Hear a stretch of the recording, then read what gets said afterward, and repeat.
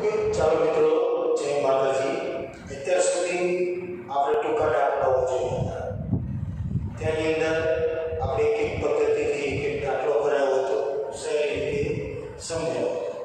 હવે આપણે જોઈએ તો મોટા દાખલાઓ છે, એ મોટા દાખલાઓ આપણે જોવા. હવે જો મિત્રો, મોટા દાખલા છે એ કોઈ પૂછાતા નથી, પરંતુ આની પછીનું જે પ્રકરણ છે ભાગીદારીના વાર્ષિક હિસાબ, કે ભાઈ જે પ્રકરણ છે એની અંદર આ જે મૂડી ખાતા આપણે શીખવાના છે એ મૂડી ખાતાનો ઉપયોગ છે એની અંદર આવવાનો છે. ધોરણ 11 ની અંદર આપણે વાર્ષિક હિસાબ શીખ્યા હતા. એની અંદર આપણે 3 ખાતા શીખ્યા હતા: વેપાર ખાતું, નફા નુકસાન ખાતું અને પાકું સરવૈયું. હવે ધોરણ 12 ની અંદર એની આગળના પેજ ઉપર તમે 2 ખાતા છે એ વધારે આવવાના છે.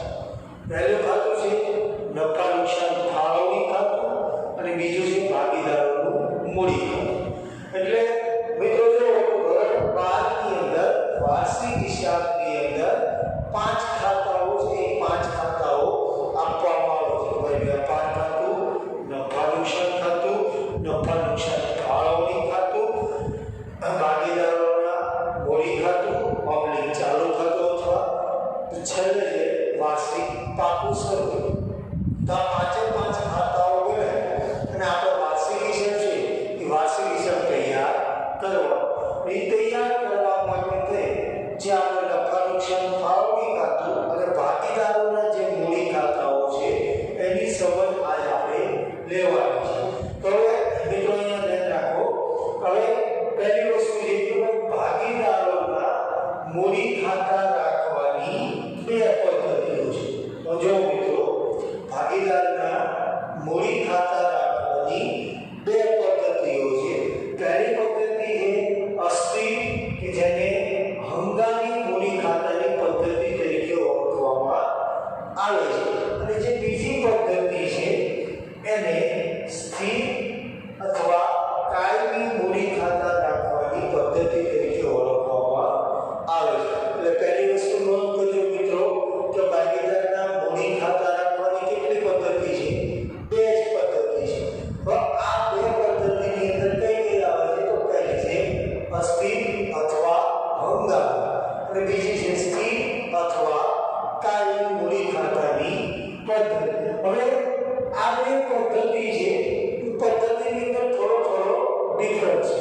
હવે એ જે ડિફરન્સ તફાવત છે એ તફાવત આપણે જોવાનું છે કે અસ્થિર મૂડી ખાતાની કઈ રીતે પદ્ધતિ આવે છે, સ્થિર મૂડી ખાતાની કઈ રીતે પદ્ધતિ આવે છે. બીજી વસ્તુ છે કાઉન્સમાં નામ આપ્યા જો એક હંગામી છે અને કાયમી છે. તો તારે પરીક્ષામાં એવું પણ પૂછી છે કે ભાઈ હંગામી મૂડી ખાતાની પદ્ધતિ બનાવો અથવા તો કાયમી મૂડી ખાતાની પદ્ધતિ બનાવો. આ બંને જે નામ છે એ ઉલટ છે. એટલે કે ભાઈ અસ્થિર છે અને હંગામી કહે છે અને સ્થિર છે એટલે શું કહે છે? કાયમી કહે છે.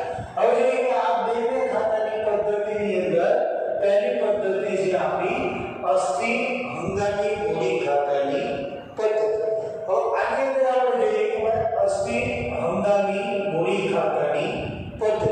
આ પદ્ધતિની અંદર શું છે તો પહેલા સમજો કે ભાગીદારના મૂડી ખાતા રાખવાની, કે ભાગીદારના મૂડી ખાતા રાખવાની જે પદ્ધતિમાં ભાગીદારના મૂડી ખાતાની વર્ષની શરૂઆતની બાદ, પહેલા જોયો શબ્દ સાંભળ્યો કે ભાઈ વર્ષની શરૂઆતની બાદ અને આખરની બાકીમાં, શબ્દ કેવો?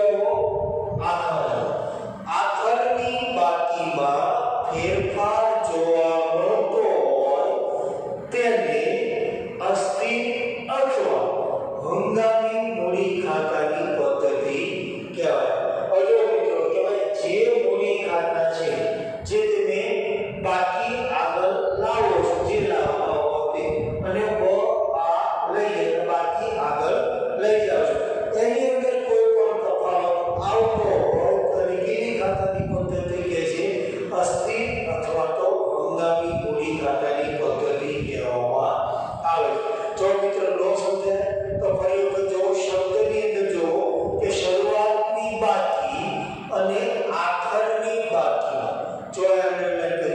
ભાઈ વર્ષની શરૂઆતની બાકી અને આખરની બાકીમાં ફેરફાર જોવા મળતો હોય તેને અસ્થિર અથવા હંગામી મૂડી ખાતાની પદ્ધતિ કહેવાય છે.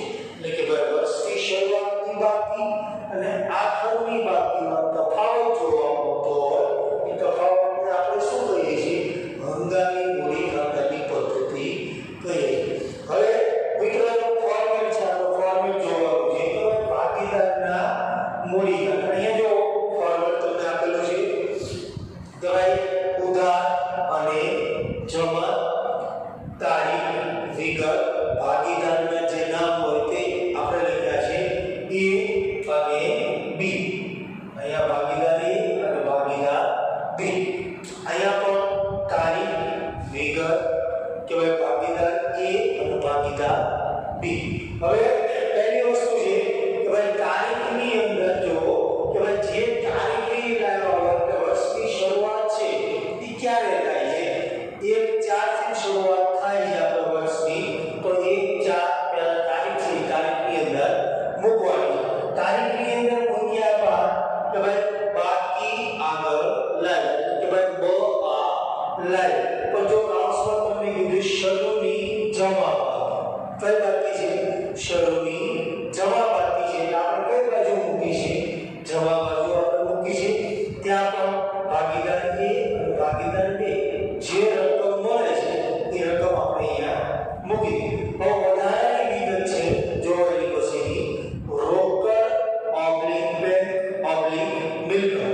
તો ભાઈ વધારાની લાવેલ મૂડી, વધારાની કોઈ મૂડી લાવવા હોય રોકડની અંદર લાવવા હોય અથવા તો બેંક થ્રુ લાવવી હોય અથવા તો કોઈ મિલકત લાવવા હોય ભાગીદાર, રાઈટ? તેની મૂડી તરીકે ઓળખવામાં આવે. એની અંદર જે તારીખે એ લોકો લાવતા હોય એ તારીખ આની અંદર લખવામાં આવે છે. એની પછીનું છે કે ભાઈ મૂડી પર વ્યાજ. તો મૂડી પર વ્યાજ છે એ આખરે ગણવામાં આવે છે અને આખરે ગણવામાં આવે છે એટલે વર્ષ આપણું ક્યારે પૂરું થાય છે? 31/3 પૂરું થાય. તો અહીંયા આપણે 31/3 લખશું કે ભાઈ મૂડી પર વ્યાજ અહીંયા આપણે મૂકી દઈશું. બીજી વસ્તુ છે પગાર ખાત. તો પગાર જે તમે ચૂકવો છો ભાગીદાર A અને ભાગીદાર B બંનેનો આપણે મૂકી દઈશું. ત્યારબાદ બોનસ ખાતે જે ભાગીદારને આપણે બોનસ આપીએ છીએ તે જો ભાગીદાર A ને બોનસ આપવાનું તો A અને B ને આપવાનું હોય તો B અથવા તો બંનેને આપવાનું હોય તો બંનેનો બોનસ ક્યાં લખવાનો છે? અહીંયા લખવાનો. પછી જે કમિશન ખાત, આપણે જો નફા પર કમિશન આપતા હોય, કોઈ વેચાણ પર કમિશન તમે આપતા હો, કોઈ બીજી વસ્તુનું કમિશન આપતા હો તો કમિશન અહીંયા આપણે લખવાનું A અને B. પછી જે મહેનતાણા ખાત.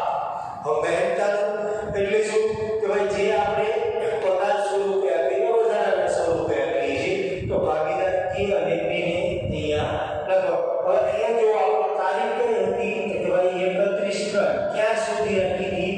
મહેનતાણા તરીકે રાખી. હવે પછીનો પ્રશ્ન ટોપિક છે કે ભાઈ વહેંચણી પાત્ર નફો. જે નફા નુકસાન ફાળવણી ખાતાની અંદરથી જે નફો આવે છે એ નફો આપણે કઈ બાજુ મૂકીએ છીએ? મૂડી ખાતાની જમા બાજુ. એટલે અહીંયા આપણે કઈ તારીખ લખશું? 31/3 વહેંચણી પાત્ર નફો ભાગીદાર A અને ભાગીદાર B.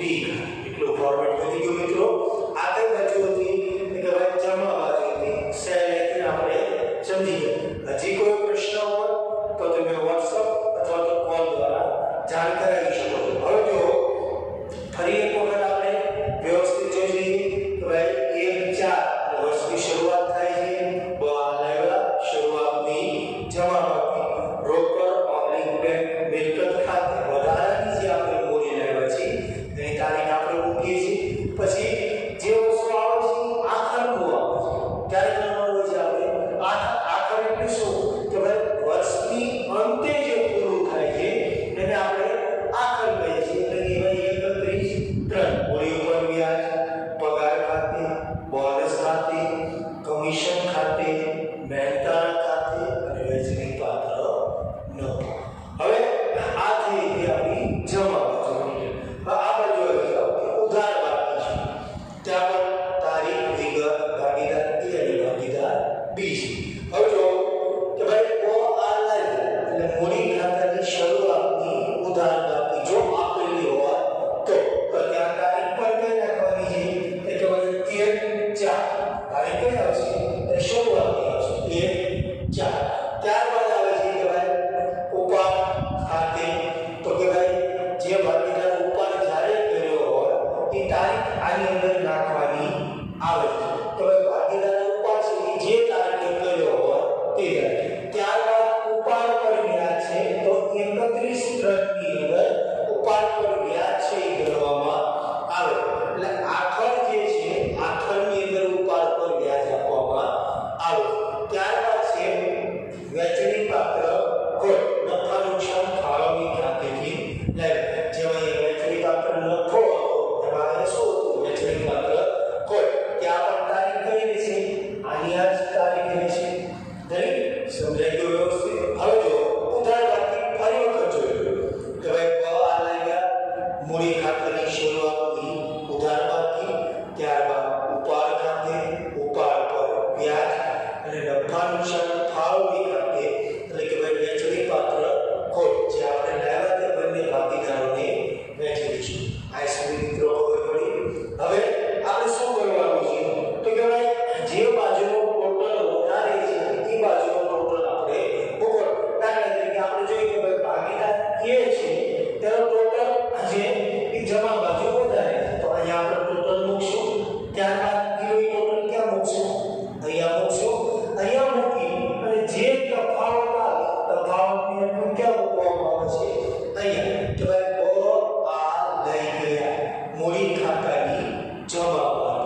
હવે બ આ લઈ ગયા એટલે ટોટલ ક્યારે થાય છે છેલ્લી તારીખે એ પણ 31/3 લખવામાં આવે છે. ત્યારબાદ તારીખ કેવી પણ બને તો મિત્રો કે આ બાજુનું ટોટલ વધારે ભાગીદાર B નો છે ઉધાર બાજુનો ટોટલ વધારે હોય તો અહીંયા આપણે ટોટલ કરશું. ત્યારબાદ એનો ટોટલ અહીંયા B માં લઈ જઈશું. રકમ બાદ કરી અને તફાવતને આપણે શું કહીશું કે ભાઈ બ આ લઈ ગયા આખરની ઉધાર બાદ. આટલી વસ્તુ બોલી ગયા મિત્રો. હવે જો તમને અહીંયા આપેલું છે જોયેલું છે કે ભાઈ જો મૂડી ખાતાની જમા બાકી હોય તો પાકા સરવૈયામાં મૂડી દેવામાં છે અને જો ઉધાર બાકી હોય તો પાકા સરવૈયામાં મિલકત લેણા બાજુ દર્શાવવામાં આવે છે.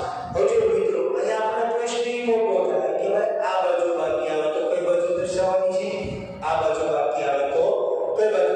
હવે જો અહીંયા ઉધાર બાકી છે અહીંયા કઈ બાકી છે જમા બાકી છે. જો આપણે લખેલું કે જો મૂડી ખાતા